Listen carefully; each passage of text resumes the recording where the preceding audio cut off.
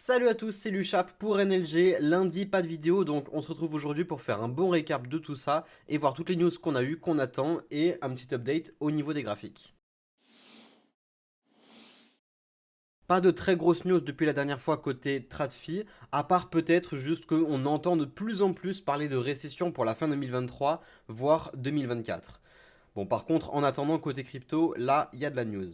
La grosse news concerne selon moi Ether, donc ça y est, la mise à jour qui permet le début des retraits des ETH stackés a commencé. Et alors même si on parle de potentiellement 80 voire 100 millions de dollars de retraits par jour, c'est absolument pas une raison pour shorter. Et d'ailleurs, surtout quand on voit que au final, même après la mise à jour, il y a eu plus de dépôts faits sur le stacking que de retraits. Voilà, donc faites attention, on peut en voir passer de temps en temps sur les réseaux, mais les trades du oh bon bah c'est bon, il y a une énorme quantité de jetons qui va être libérée à ce moment-là, c'est un short gratuit. Non, le short n'est jamais gratuit et c'est toujours très risqué de prendre ce genre de trade. On a eu d'ailleurs un cas d'école qui était parfait il y a quelques mois ou quelques semaines sur DYDX, donc il y avait potentiellement un unlock, donc tout le monde s'est dit unlock massif, donc les gens vont vendre leurs tokens, tout ça. Au final, de 1, le unlock a été repoussé, de 2, le prix avait pump exceptionnellement pendant ce temps-là. Donc ne prenez jamais, jamais, jamais de trade uniquement parce qu'il y a un unlock de X ou Y token.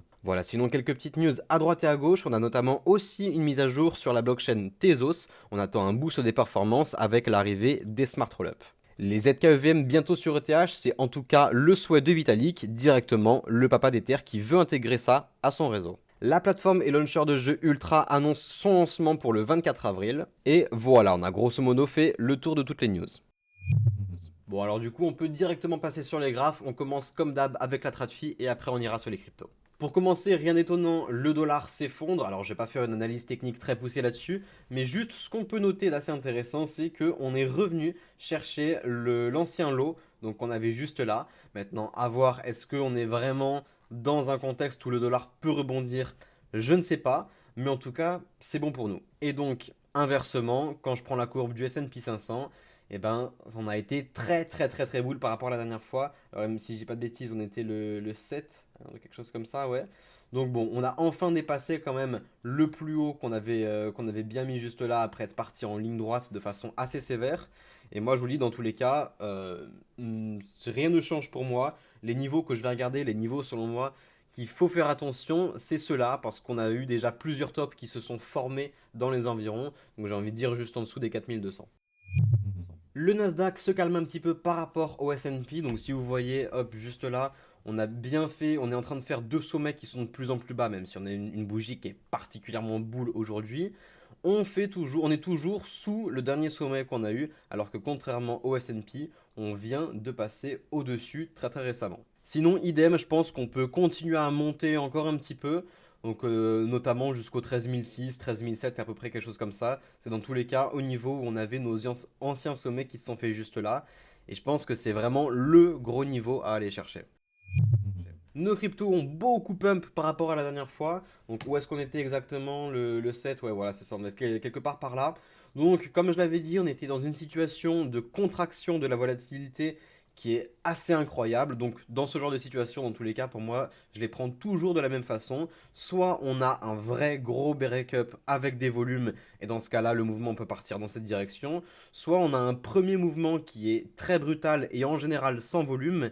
Et si on a ça, assez souvent, on repart dans l'autre sens, donc pour faire une fausse cassure et aller continuer dans le sens opposé. On avait en plus beaucoup de vendeurs qui étaient absorbés, donc hop, sur le CVD, quand on voit la courbe en rose là, qui nous dit notre CVD perp, donc tout le long, là, le CVD perp n'a fait que descendre, donc beaucoup de vendeurs agressifs, alors que le prix n'a pas réussi à descendre, on a vraiment juste latéralisé parce qu'on avait de l'autre côté un CVD spot qui restait stable, voire qui augmentait un petit peu. Voilà, donc ça c'était l'événement qui était vraiment particulièrement boule pour moi, mais la raison pour laquelle moi je suis pas allé full size là-dessus, c'est juste parce qu'on avait beaucoup de lots qui attendaient d'être retestés ici en attendant.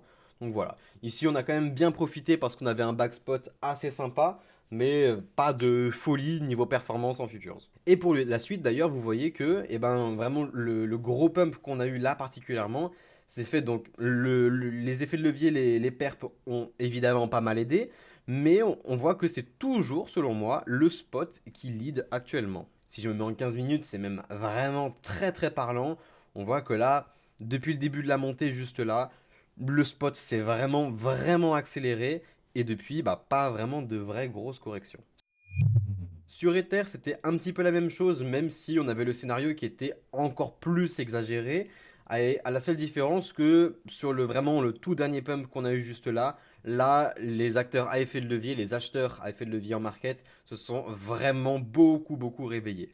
Là, on voit que la ligne en rose, ça part en ligne droite, juste sur la fin en même temps que la montée. Et sinon, vous voyez que exactement pareil, quand le prix enchaînait des sommets et des creux de plus en plus haut, et ben notre CVD perp en rose ici, vraiment c'est assez flagrant quand on compare ce creux-là avec celui-ci, et ben on est largement en dessous sur le CVD, alors qu'au niveau du prix, on était toujours largement au-dessus. Donc divergence haussière bien validée. Maintenant pour la suite, alors si vous êtes déjà in, si vous avez acheté la quantité que vous voulez acheter pour le prochain bag et si vous visez très long terme, très bien, ne m'écoutez pas. Mais sinon, si vous essayez de trader un petit peu plus sur du moyen court terme, on va dire, et que vous avez déjà investi et que vous vous demandez où est-ce que vous devez commencer à prendre vos bénéfices. Alors moi déjà, je le répète tout le temps, mais prendre ces bénéfices, ça se fait partiellement. Alors on commence une petite partie, 5%, 10%, 20%, 30%, et on augmente jusqu'à tout retirer de cette façon. Maintenant sur BTC, la zone à regarder selon moi, bah, c'est la même, c'est entre les 32 et les 32,5. Pourquoi? Tout simplement parce que c'est là où on a eu nos derniers sommets qui se sont faits.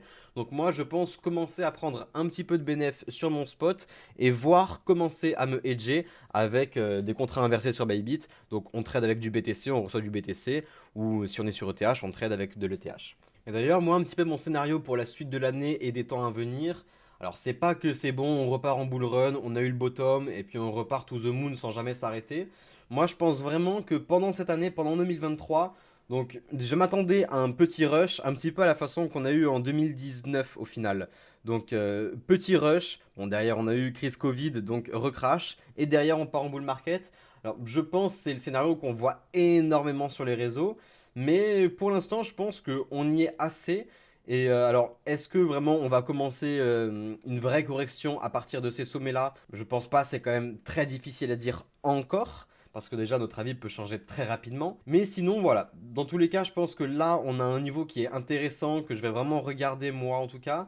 Et sinon, bah après, derrière, on a presque 10 000 dollars d'écart selon moi, après les vrais gros niveaux qui sont intéressants. Ah, vous voyez qu'on n'a pas eu de top qui se sont faits, ni de bottom d'ailleurs, qui se sont faits entre ces deux niveaux. Donc, bah, je pense qu'on a un petit peu un trou de liquidité entre les deux. Et si on passe fortement ici, bah, on peut très rapidement se téléporter par là. Par là, c'est-à-dire du coup, juste au niveau des 40K. Et mon scénario, je suis toujours prêt à le maintenir, même si on arrive, pourquoi pas même au niveau des 50. Alors j'ai des petits doutes parce que ça va coûter très très cher en ressources, en market order pour arriver jusque-là. Mais je pense que c'est atteignable et ça ne remet absolument pas en cause mon scénario pour l'année, c'est-à-dire le pump, derrière ça dump et derrière on engage le vrai bull market pour la fin d'année, voire 2024. Et sinon, je pense que la seule chose qui pourrait réellement invalider mon scénario, c'est le fait d'avoir un prix qui continue à se développer, à consolider et qui ne se fait pas clairement rejeter au niveau des 50. Donc voilà, à partir de là, à partir du moment où un prix qui reste au niveau des 50, eh ben, je pense qu'on n'aura pas de très grosses corrections. Sauf si, encore une fois, après, c'est toujours compliqué de se projeter tellement de temps à l'avance parce que on doit être fort sur notre capacité à réagir face aux événements qui changent. Donc, c'est très compliqué de se dire, ok, bon, bah c'est bon, si on repasse au-dessus des 50, ça veut dire qu'on repart en bull market. Non, c'est pas forcément vrai. Ça veut juste dire que c'est à partir de ce moment-là que je vais commencer à remettre en cause mon scénario. Assez surpris de la performance de TH de ces derniers jours, même si au final ça ne fait que reprendre le retard qu'il avait pris par rapport au BTC quand il s'était envolé un petit peu tout seul.